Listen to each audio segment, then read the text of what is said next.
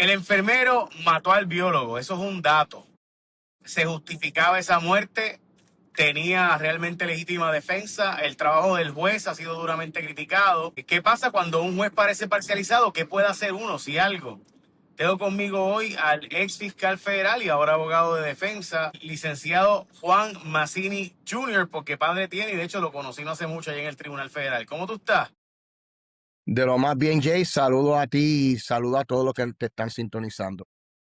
Ok, la pregunta que yo creo que el país entero se hace es, desde tu perspectiva, ¿esto fue legítima defensa? ¿El juez cometió un error?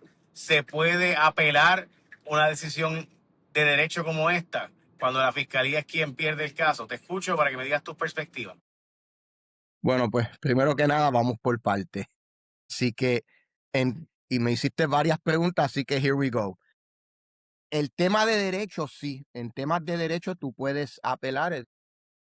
Hay un caso del 2022, se me olvida el nombre, en donde era un tema de legítima defensa, pero no post juicio, era un tema, si no me equivoco, era un caso donde en la vista preliminar en alzada, hubo una determinación de legítima defensa, pero con unos temas de derecho, y eso pues en alzada al Supremo.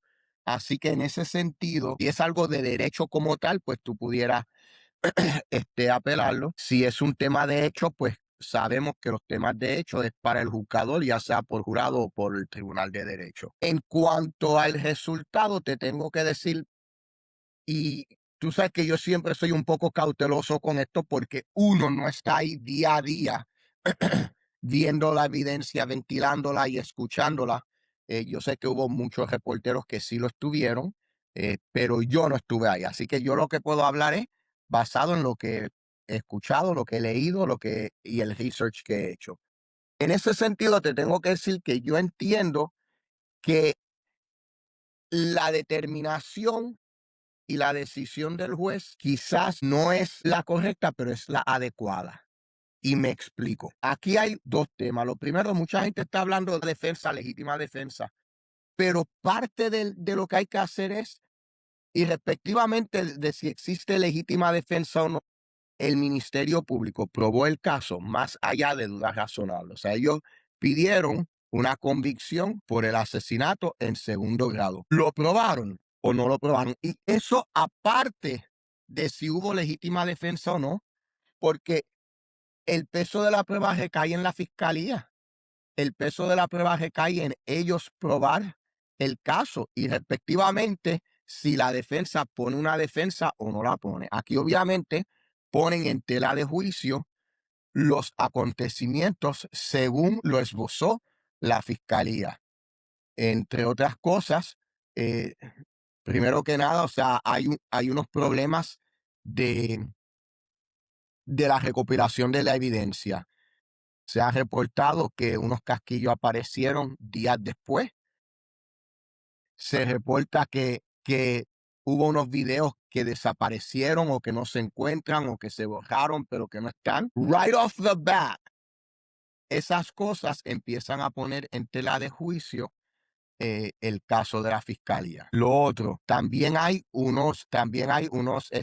los videos que entonces demuestran lo que aparenta ser los disparos por parte del biólogo hacia el enfermero, que se ven a través de los arbustos, son unos flashes que se ven. Y el testimonio entonces del patólogo diciendo, del perito forense diciendo que, si no me equivoco, que el biólogo muere prácticamente instantáneamente de un disparo. Los primeros disparos tienen que haber salido del biólogo, porque si él muere casi instantáneamente, no le hubiese dado la oportunidad entonces de disparar dos o tres tiros. Yo entiendo lo que mucha gente está explicando. Dice, ¿cómo es que si están tirando las piedras? O sea, porque en el tema de legítima defensa tú tienes que match, o sea, igualar fuerza con fuerza. O sea, tú no puedes estar disparando piedra y venir o sea, estar tirando piedra y venir con una ametralladora. A no ser, pues, que tú sabes que depende de las circunstancias, ¿no? Pero usualmente tienes que medir fuerza con fuerza. O la inmediación, porque, por ejemplo, si tú vienes a donde mí con un cuchillo y yo pues tengo una pistola, pero está así ya encima de mí para apuñalarme, pues entonces, pues sí, o sea, porque, porque eso se considera deadly force contra deadly force. O sea, así que en ese sentido, tú tienes que mirar las circunstancias. Una de las cosas que nunca quedó claro y que, de nuevo, sin el beneficio del testimonio es cuál fue la reacción del biólogo al ver al enfermero con, con el arma de fuego que él tenía.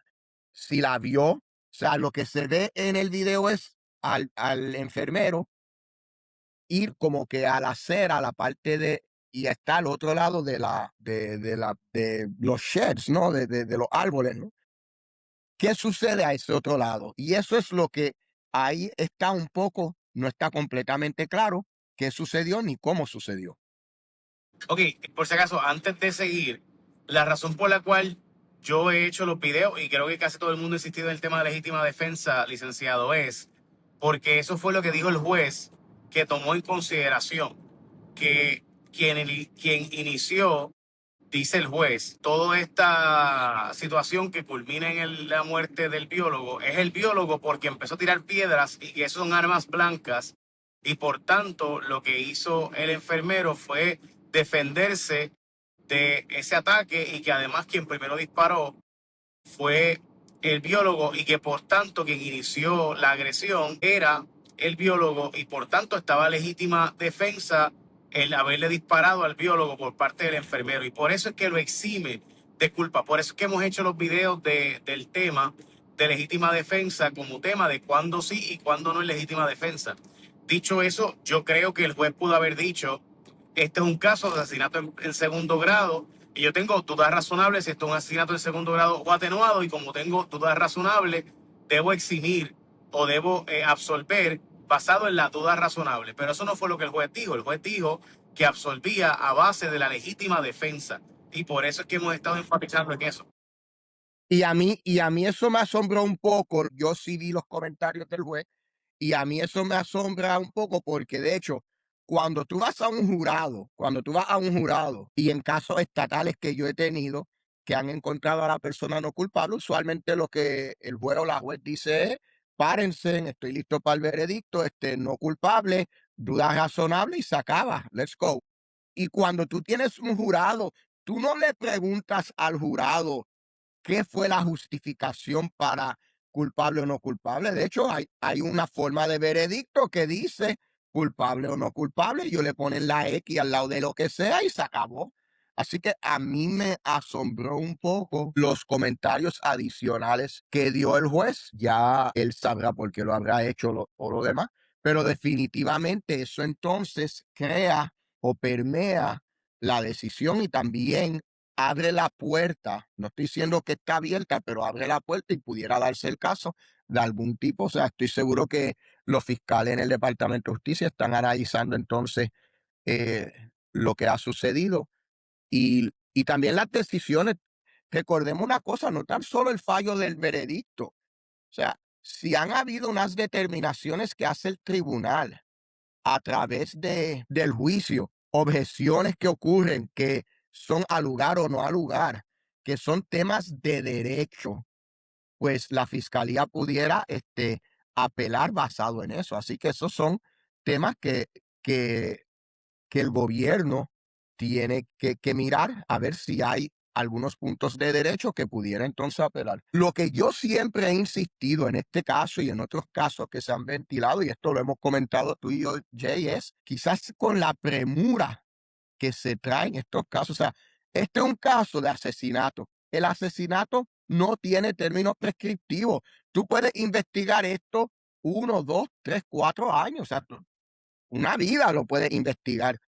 No entiendo muchas veces la premura en traer una acusación en 1, 2, 3 semanas después de un caso, en vez de verdad tomar el tiempo, especialmente un caso tan sensitivo como este, un caso que es un asesinato, un caso donde hay una muerte, dejar que la opinión pública empuje la determinación de traer los cargos con premura. Esa es una decisión, eso es una observación muy personal mía, pero es algo que he notado en varios casos que tú y yo lo hemos comentado, varios casos recientes, en donde parece que justicia de repente quiere traer una acusación, especialmente en un caso de asesinato, y lo quieren traer en cuestión de semanas.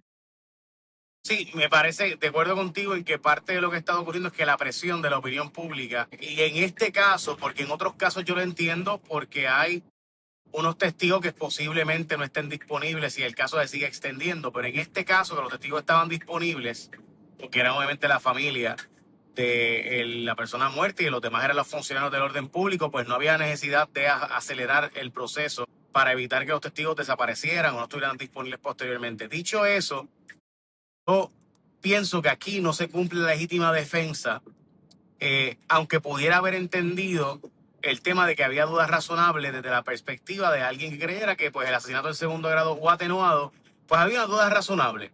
Lo que sí no estoy 100% seguro es que, y esta es mi opinión, ¿verdad? Y sé que mucha gente piensa diferente, es que no hubo legítima defensa. Porque la legítima defensa implica que tú no te pones en la posición de tener que asumir la defensa. Es decir, tú no puedes ser un actor ofensivo y pretender usar la legítima defensa.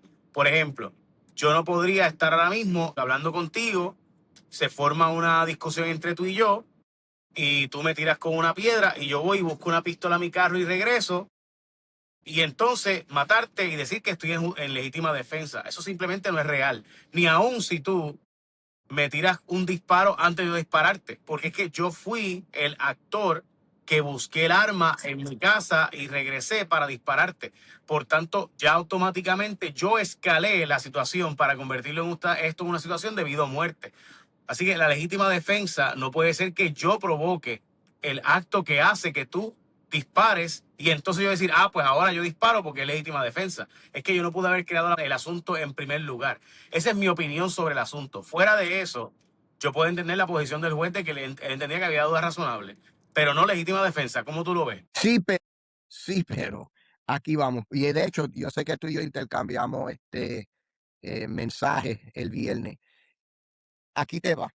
Lo que pasa es, todo esto gira, y de nuevo, no habiendo estado ahí, todo esto gira, ¿qué sucede al otro lado de los arbustos? Porque mientras tú no eres, entiendo tu punto de que tú no te puedes poner en una posición ofensiva y entonces pedir la legítima defensa.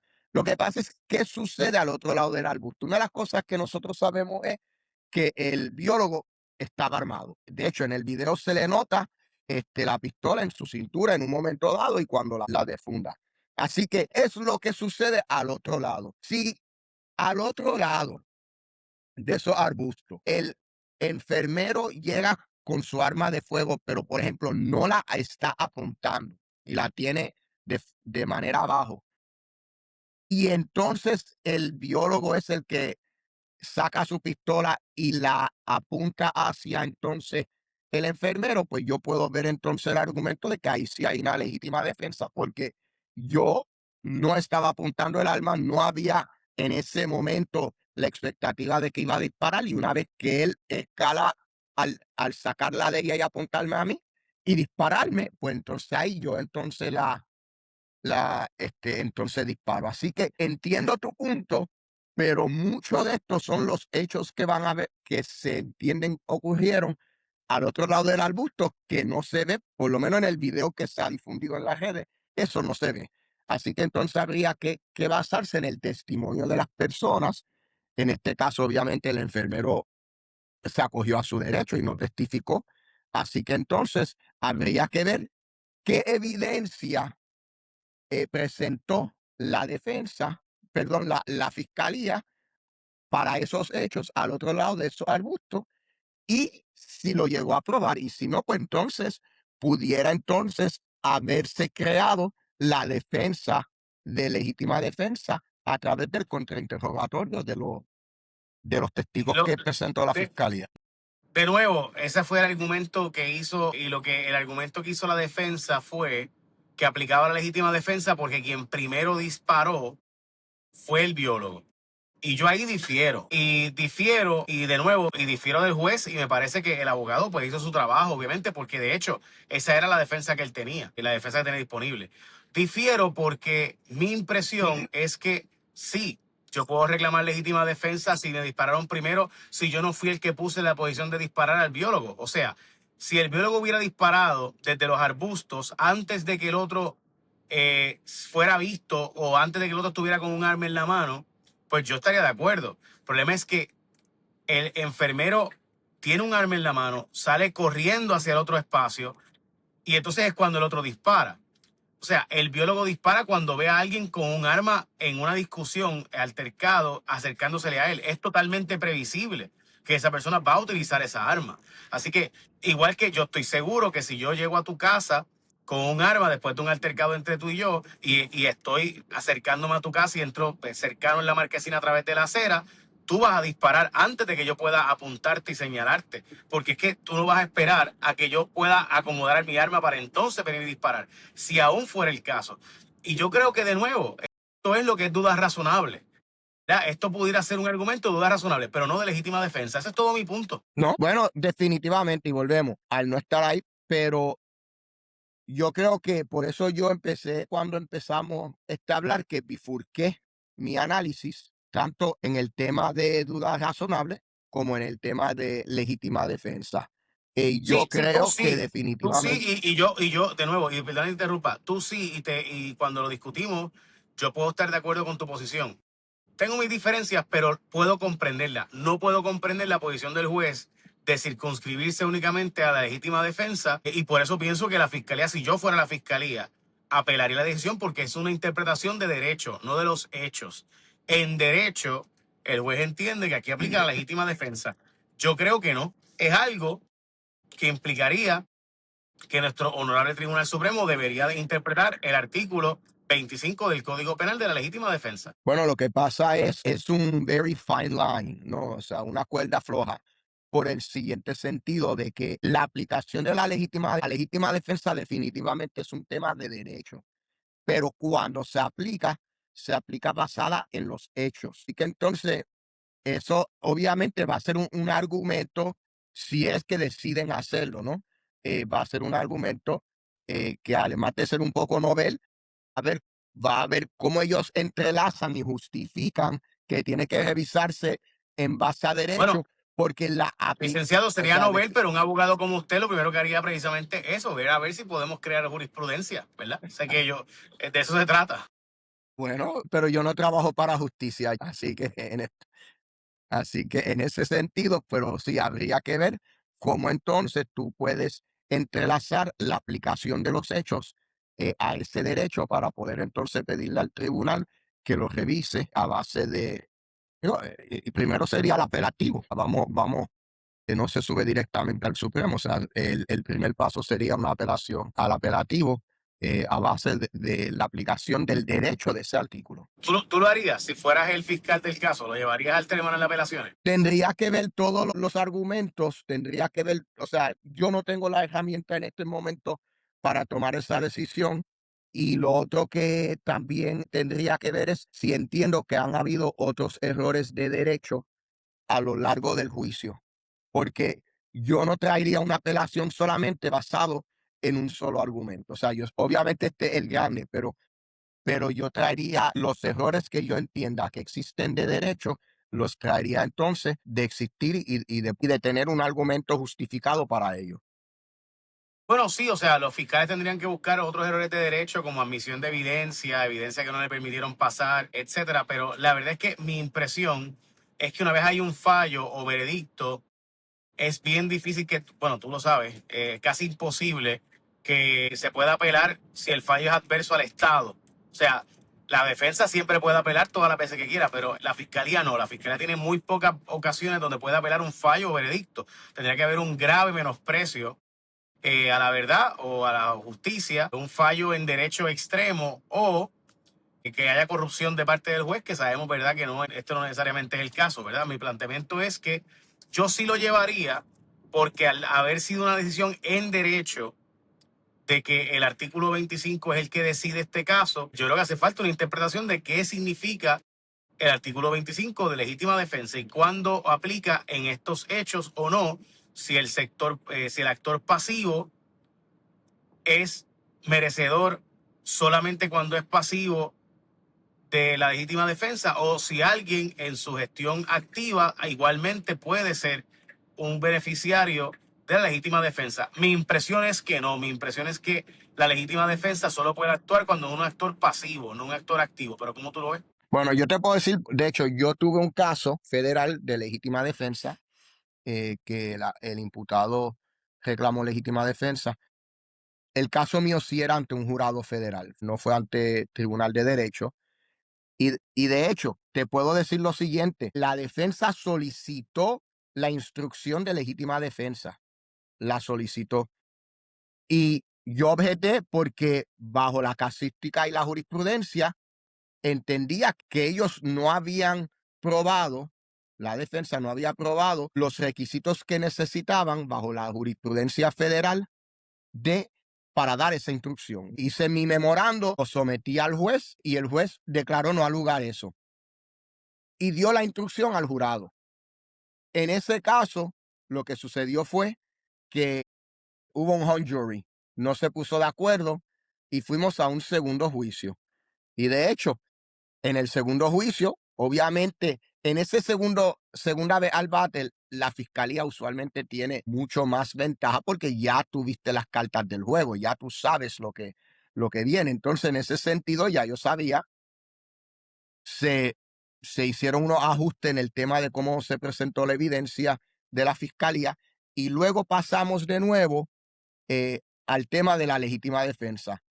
Interesantemente, en esa segunda ocasión, el juez decidió no dar la instrucción. De hecho, dijo, no se han cumplido los requisitos de legítima defensa para dar la instrucción, porque lo que tu defensa tenías que probar para solicitarla, no lo cumpliste.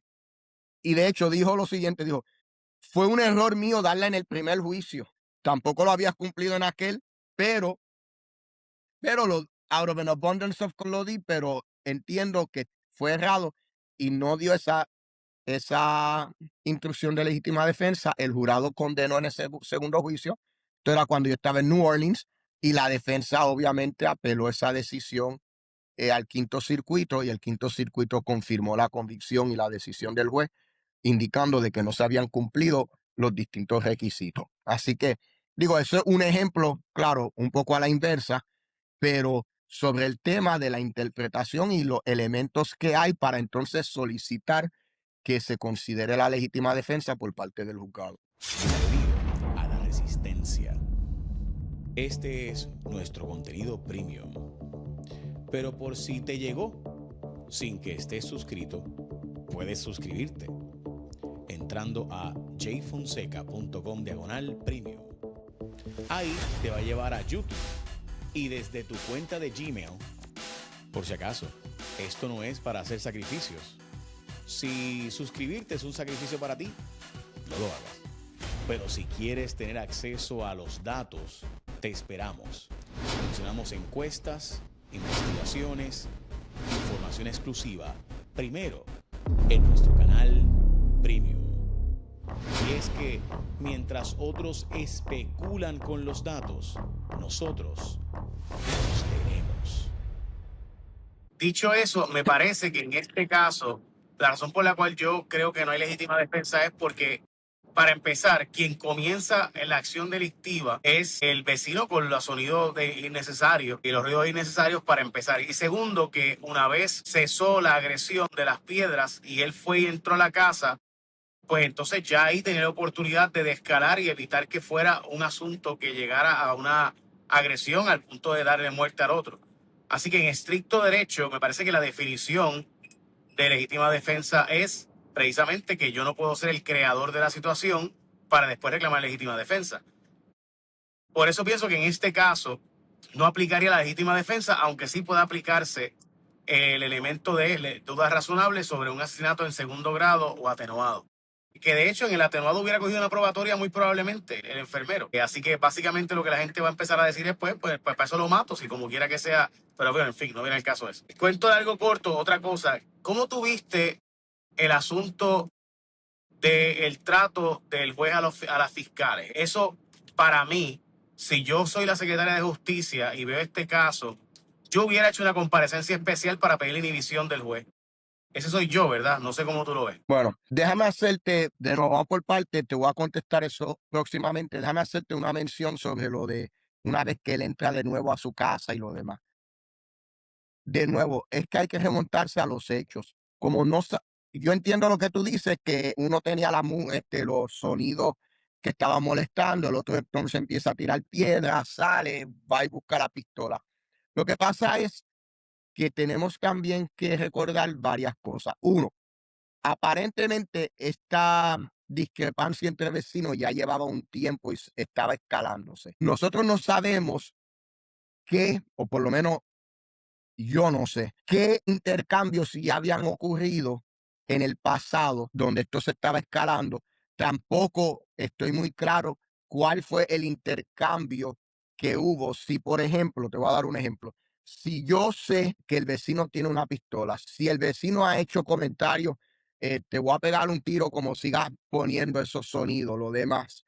Pues yo creo que entonces hay una brecha para tú decir de que ya tenía algún temor de que pudiera entonces el vecino, ya está tirando piedra, va a venir y posiblemente me va a disparar. Así que, de nuevo, hay que tomar todo dentro del contexto de la relación que estaba ocurriendo, lo cual no sabemos exactamente qué se ventiló en el tribunal o cómo se pudiera ver ese tipo de interacción si ya el enfermero tenía una expectativa de posible amenaza por parte del biólogo. O sea, así que hago esa salvedad con el primer comentario. Segundo, en mi carrera como fiscal yo he tenido jueces que han sido deferentes, que han sido respetuosos.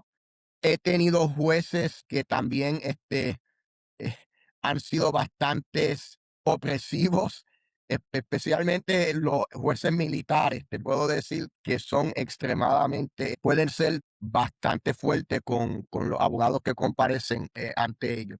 Así que en ese sentido, hay una cama dentro de la judicatura. Y lo veo también a nivel federal y a nivel estatal. Varias cosas, te puedo decir por el intercambio que sí se vio. Uno es, eh, definitivamente el juez quizás hizo un poco de protagonismo, si quisieras decirlo de esa manera, pero también una cosa que es clara para los abogados es pon tu objeción, pon tu comentario, pero y sé firme. O sea, tú representas, en el caso de los fiscales, tú representas al pueblo de Puerto Rico o al gobierno de los Estados. En el caso de la defensa, tienes a tu cliente en casos penales. Sé firme, pero siempre vas a perder si tú vas tú a tú con el juez. O sea, si tú te pones a argumentar con el juez, tú vas a perder en ese intercambio. Y aquí it takes two to tango. Yo creo que el juez le hizo unas advertencias a la fiscalía. Creo que la fiscalía hizo sus comentarios, puso sus objeciones o dio la explicación que le quería dar al juez. Y entonces, en vez de que se quedara ahí, eh, ese intercambio continuo. Y ahí entonces la fiscalía o el abogado que sea va a perder. Si la secretaria de justicia debió ir, debió hacer una comparecencia o no. Eso es primero que nada, usualmente, si tú eres el secretario de justicia, no sé sobre tú actually ir y hacer una comparecencia como tal o estar en el público, ver lo que No, está pasando y todo lo demás. no, normalmente eso no ocurre, yo estoy consciente, pero hacía una comparecencia especial porque honestamente cualquiera que se sentaba a ver las pistas veía que el juez era particularmente animoso contra las fiscales por alguna razón, ¿verdad? Yo creo que ahí debe haber habido un historial y, por ejemplo, le permitía a la defensa, cuando objetaba, pavonearse y caminar de lado a lado y de manera bastante jaquetona actuar, lo cual no es normal. Yo, de hecho, no había visto esto y yo no he visto muchos juicios en mi vida, pero he visto como periodista Y he visto también a través de los medios, nunca he hecho un juicio donde yo sea abogado participante, he estado en juicios cubriéndolo y he ayudado o asesorado, pero nunca he estado yo siendo parte de la defensa o el demandante o demandado en un juicio. Pero nunca había visto, de todas las veces, y he estado, diría, unas 20 veces entre cubriendo y ayudando, eh, y nunca he visto algo así. O sea, honestamente, Lo, no había visto un juez lo, tan animoso animado hacia un lado y no hacia el otro. lo que pasa, Jay, es que hay que entender una cosa. El liderazgo se tiene y se puede desarrollar. Pero si no tienes liderazgo, nunca lo vas a encontrar. Y eso es algo que entonces se tiene que entender. O sea, eso es Military 101. Y de acuerdo, y mi impresión es que en este caso la Secretaría de Justicia, si ve que esto está ocurriendo en un caso de tan alta notoriedad pública, no hubiera honestamente solicitado la dimisión del juez. Pero bueno, nada, digo esto porque yo sé que hubo muchos errores de la fiscalía. De hecho, si quieres comentar los errores de la fiscalía, los podemos comentar.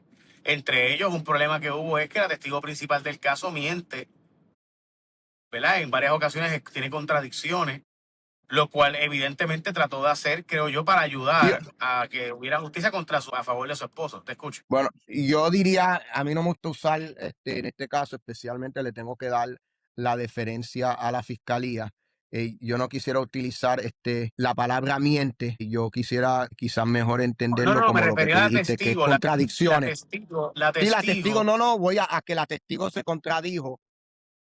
Sí, sí, a eso era lo que iba. Porque obviamente si yo soy un abogado, sea defensa o fiscal, y reconozco que alguien está mintiendo, tengo que parar, tengo que hacer la observación y tengo que también hacer la advertencia al tribunal. O sea, por eso digo que yo más bien quiero entender de que aquí hay contradicciones y eso pasa día a día en los tribunales. O sea, ocurre contradicciones. Ahora, esas contradicciones volvemos, entiendo yo, que son a consecuencia de un caso que se trata de traer apresuradamente, porque si tú, o sea, esas contradicciones que ocurren, que se sacan en un contrainterrogatorio, tú tienes que saber cuáles son las cosas que se dice, que han dicho en unas declaraciones anteriores y que está diciendo al momento del testimonio. Y si hay una contradicción durante el examen directo, tú tienes que estar pendiente y conocedor de eso para entonces clarificarlo. Mire, pero usted hoy me dice que el vehículo es azul, sin embargo, usted anteriormente había testificado y en aquel momento no lo había dicho. En vez de dejarlo ahí y entonces permitir que la defensa le saque, le dicen take the wind out of the sails, o sea, quitarle el viento de las velas para que entonces la defensa no pueda entonces ponerlo. Y yo entiendo que, mira, testificar en un tribunal máximo en un caso como este y bajo las condiciones que son es extremadamente estresante. Las personas tradicionalmente, a diferencia de, por ejemplo, los agentes de ley y orden público que tradicionalmente testifican en el tribunal y lo demás, la ciudadanía como tal no está acostumbrada a estar en ese tipo de ámbito, de estar testificando, de estar rindiendo declaraciones. Y en ese sentido, pues tú puedes entender como una persona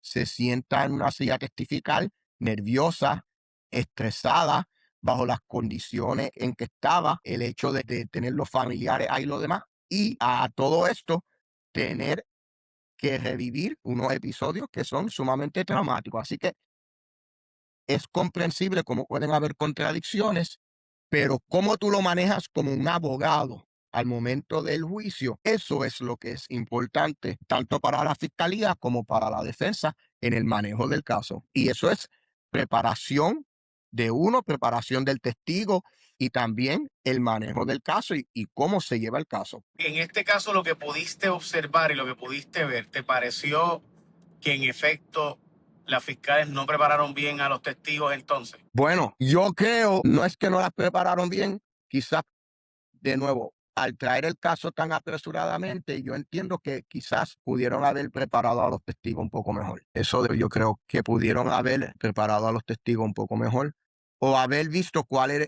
Ellos sabían cuáles eran las lagunas del caso. Ellos ya sabían que la defensa, lo más seguro, se iba por legítima defensa. Pues entonces, eh, si tú tienes, si tú tienes esos factores, tú entonces tienes que preparar tus testigos. Mira, Jay, y vamos a estar claros, yo como fiscal perdí casos, yo no tengo un bateo de 100%, yo perdí casos como fiscal, aprendí de ello, y, o sea, pero el fiscal que te diga a ti que no ha perdido un caso, es un fiscal que no ha llevado un caso difícil. O sea, eso te lo puedo decir, porque los fiscales que sí tratan casos difíciles van a perder, o sea, van a perder el juicio, porque ese es nuestro sistema. Sí, de acuerdo contigo, yo creo que perder es natural.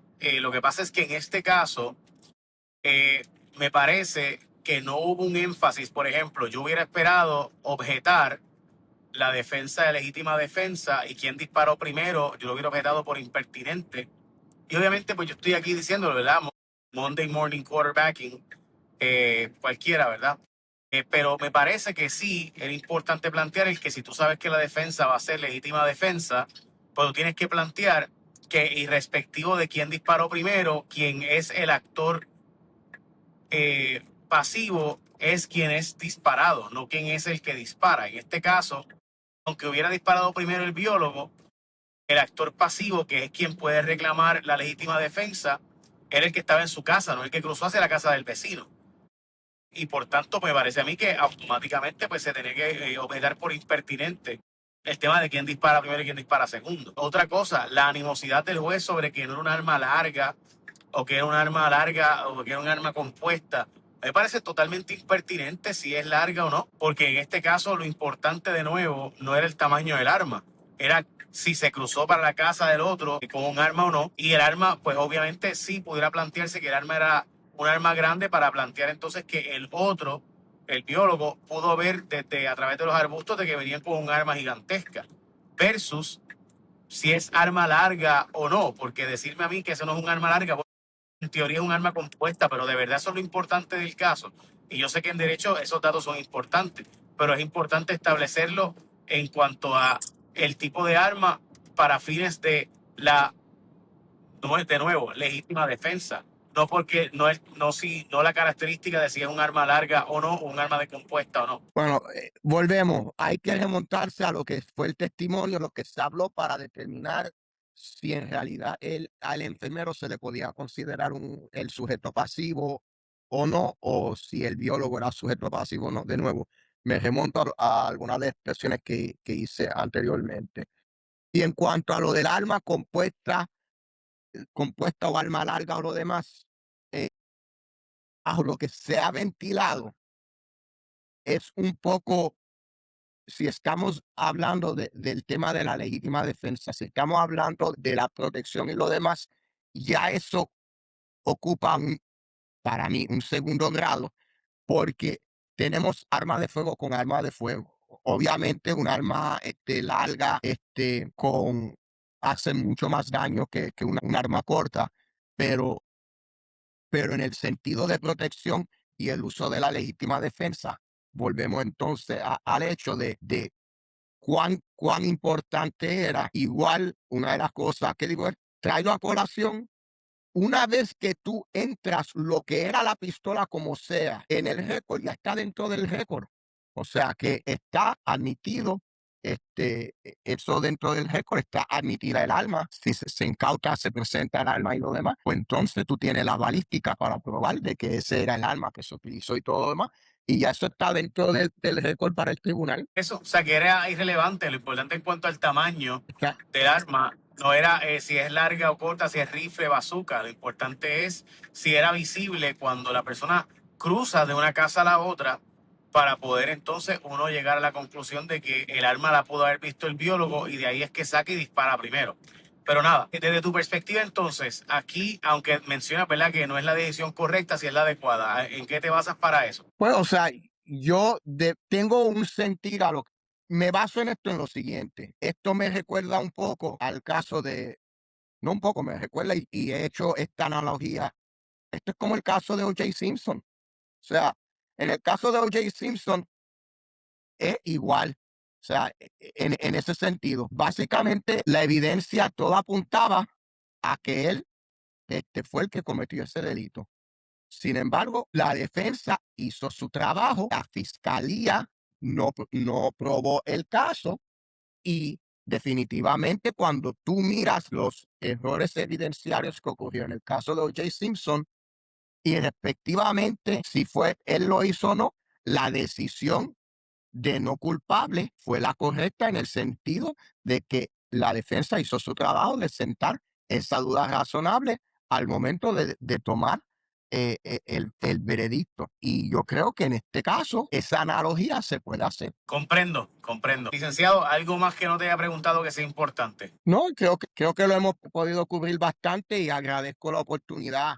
Siempre es bueno verte, tener este conversatorio contigo y espero que haya sido de provecho a los que están sintonizando. Yo también sí pienso que hay algo adicional que el país debería también tomar en consideración y es que vamos a tener más, si tenemos más armas que nunca en la calle, que ellos, de hecho, mi preocupación principal de este caso, Massini, no es que, by the way, mandé a pedir 10 paquetitos de café y no han llegado. Así que nada, el café, gente, el café Massini es la cosa más espectacular que existe en esta patria. Créanme, yo no estoy diciéndolo por exagerar. Pero nada, mandé a pedir 10 y no han llegado. Nada, eso es todo lo que tengo que decir. Pero además de eso, y ahora para terminar, en serio, yo también creo que parte del problema que hay que discutir, licenciado, es que tenemos un país más armado que nunca. Porque tenemos básicamente 4 veces más gente armada que antes del 2020, después de la ley. O sea, ha habido más gente armada después del 2020, cuando se inventó la ley de armas, para facilitar que la gente tuviera armas. Y ha sido exitosa en cuanto a eso. O sea, hay 4 veces más. O sea, ha aumentado en 400% la cantidad de gente armada legalmente en Puerto Rico versus antes. Lo cual, mejor eso a que sean armas ilegales. Ahora, lo cierto es que eso tiene unas consecuencias. Hay que preparar una sociedad y tiene que haber suficientes recursos en la policía como para que ellos puedan llegar a tiempo y que la gente sienta que llamar al 911 o llamar al 343-2020 va a realmente resolver el problema de los líos de colindantes o líos de vecinos, porque aquí había un lío por una verja y por sonidos innecesarios. Eso fue lo que empezó todo el revolú. Entonces, cuando tú ves que tú buscas la ley 140 y que ellos fueron al tribunal y no se les resolvió, pues entonces la gente que está más armada que nunca y con 4 palos encima ni hablar. Y con gente híjola poniéndole ruidos innecesarios al vecino, lo cual es obvio que es de mala fe. Pues me parece que deberíamos tener un sistema donde tengamos, si vamos a legalizar las armas a este nivel y esta magnitud, pues hay que tener los recursos también para trabajar las implicaciones que eso tiene. Entre ellos, pues que hay que acelerar el proceso de ir a bregar con los líos de vecinos y que tiene que haber trabajadores suficientes, trabajadores sociales, psicólogos, lo que llaman el defund the police, los bestias que dicen esa frase de defund the police, pues el vez de defund the police es increase services within policing. O sea, hay que buscar la forma de que, además de la policía, tener también recursos sociales, porque muchas veces los problemas de conflicto no son policíacos, son problemas de salud mental o problemas de falta de diálogo, de falta de llegar a acuerdos razonables. Pero nada, era eso, ese para mí es el cierre indicado, porque este caso nunca debió haber llegado a los tribunales. Esto debe haber sido un caso donde los vecinos pudieran entender lo que es la tolerancia. Y eso no fue lo que pasó. Te soy honesto, mi gran frustración de todo este caso, te escucho. No estoy de acuerdo contigo, pero es que hemos visto una sociedad que se ha convertido mucho más agresiva, mucho más conflictiva. O sea, además de este caso, una tragedia porque se perdió una vida, pero lo vemos a cada rato y tú lo reportas. Esto me recuerdo del caso de la señora que le cayó a batazo creo que era en la Valdoriotti al otro carro en pleno, ¿sabes? High noon, tú sabes, como si fuera shootout at the OK Corral, tú sabes, en plena Valdoriotti. O sea, estamos viendo esto across the board, o sea, que no es tan solo las armas, lo vemos en delitos graves, en delitos de agresión, lo vemos obviamente en los feminicidios, lo estamos viendo. O sea, que esto va un poco más allá y ya esto sería un tema para otra ocasión de educación, salud mental, muchas otras cosas, de oportunidades de trabajo. O sea, así que esto es un tema mucho más profundo Y que meramente totalmente. el Y quisiera simplemente cerrar, disparar. quisiera cerrar con este ángulo, y es que los que creemos en la segunda enmienda somos personas que deberíamos ser bien celosos con el correcto uso de las armas. Y si tú crees en la segunda enmienda, esto no es un buen ejemplo del uso de armas, porque uno borracho con una pistola y el otro poniéndole música a todo gender o poniéndole los coquillas a todo gender al otro, coquillas biónicos, para entonces tener un escenario como este. Tú sabes que si tú estás armado, lo primero que te enseña es que tú no estás por ahí brandishing, tú no estás por ahí enseñando las armas. Por el contrario, tú crees la segunda enmienda, tú eres una persona que eres responsable con tus armas y eres una persona que busca evitar la confrontación y el conflicto. Y eso es lo que enseñan a uno en las clases y lo que enseñan a uno en las clases, ¿verdad? En el adiestramiento para el correcto manejo de armas. Yo sé que en tu caso tú eres militar, así que aún más. Tú sabes que el uso de las armas es un uso responsable y esto no fue un uso responsable de las armas por ninguno de los dos.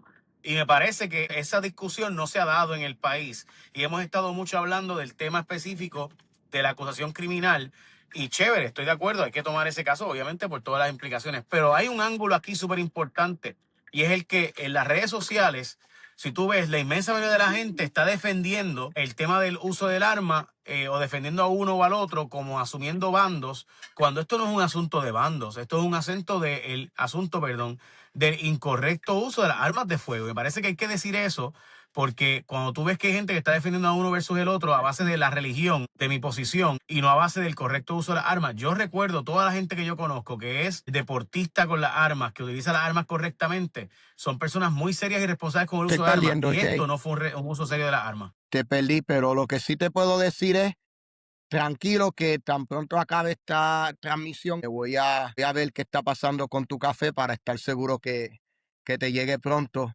ese mejor café de Puerto Rico de Hacienda Mazzini. El que no lo ha probado no lo entiende. De verdad, fuera de control. La cosa más espectacular que se vende en la patria. Gracias, Massini, pórtate bien. Nada, y tenemos ese compromiso de que vengas a la finca. ¿Tú me dices cuándo? Si llegaste hasta aquí, tú eres parte de la resistencia. Ahora suscríbete. Casi 40 de cada 100 no se suscriben y piensan que están suscritos. Dale subscribe al canal y la campanita. Nos ayudas un montón cuando te suscribes porque hace que el algoritmo empiece a enviarle a otras personas como tú. Suscríbete aquí en mi canal de YouTube, Jay Fonseca PR.